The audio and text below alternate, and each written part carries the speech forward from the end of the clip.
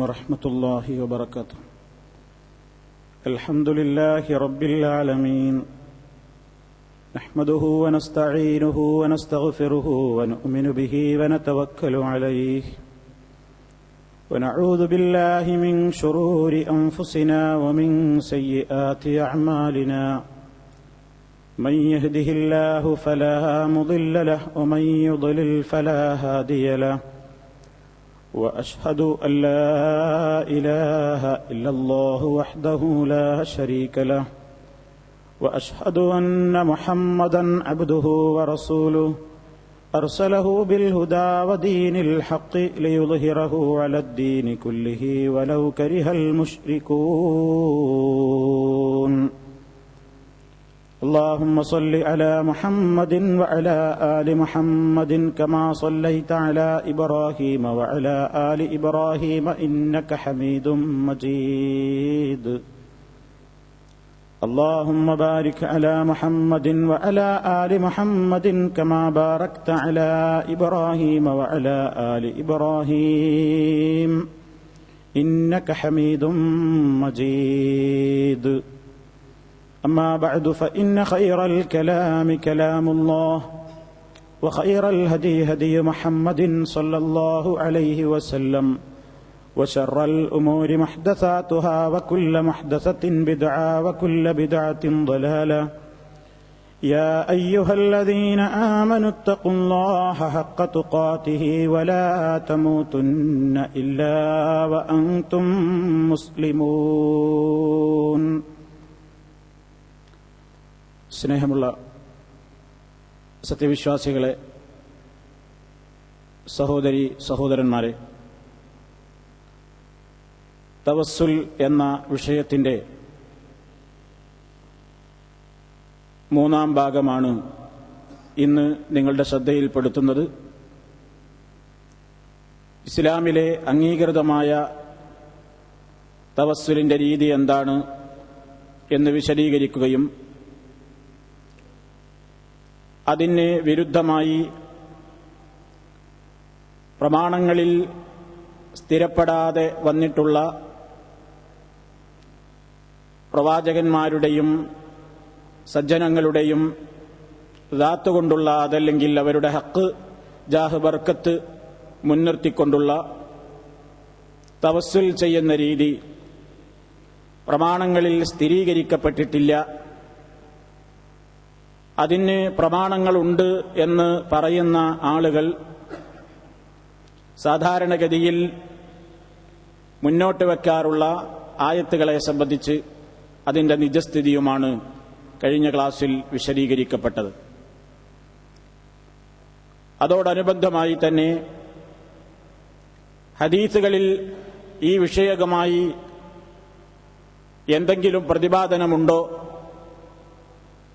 ഉണ്ടെങ്കിൽ അതിന്റെ നിജസ്ഥിതി എന്താണ്? ഇതാണ് ഇന്ന് നിങ്ങളുടെ ശ്രദ്ധയിൽപ്പെടുത്താൻ ഞാൻ ഉദ്ദേശിക്കുന്നത്. സത്യം സത്യമായി ഗ്രഹിക്കുവാനും അതിനെ പിൻപറ്റുവാനും സർവശക്തനായ അല്ലാഹു നമുക്കെല്ലാവർക്കും തൗഫീഖ് നൽകി നമ്മെ അനുഗ്രഹിക്കുമാറാകട്ടെ.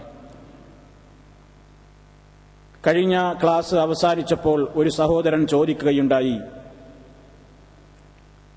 നാം ബാങ്ക് വിളിച്ചു കഴിഞ്ഞ് പ്രാർത്ഥിക്കുന്ന പ്രാർത്ഥനയിൽ അൽ വസീല എന്നൊരു പദം കാണുന്നുണ്ടല്ലോ,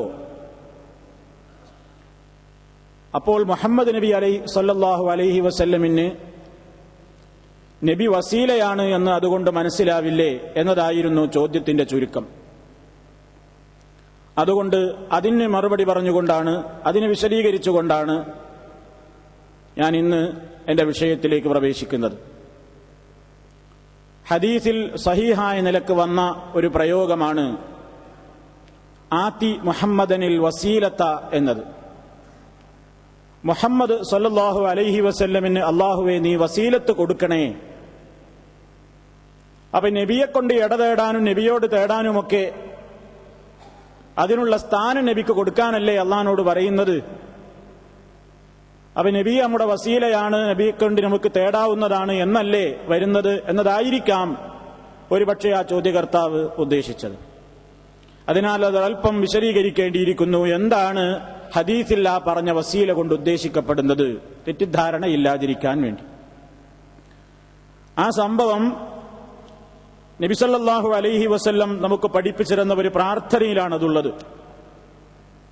അല്ലാഹുമ്മ റബ്ബ ഹാദിഹി ദഅവത്തി തഅമ്മ വസ്സലാത്തിൽ ഖായിമ ആതി മുഹമ്മദനിൽ വസീലത വൽ ഫദീല വബഅത്ഹു മഖാമൻ മഹ്മൂദൻ അല്ലദീ വഅദ്ത.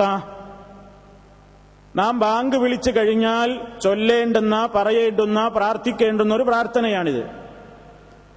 ഇതിന്റെ മഹത്വം നബി സല്ലല്ലാഹു അലൈഹി വസല്ലം നമുക്ക് പഠിപ്പിച്ചു തരുന്നു.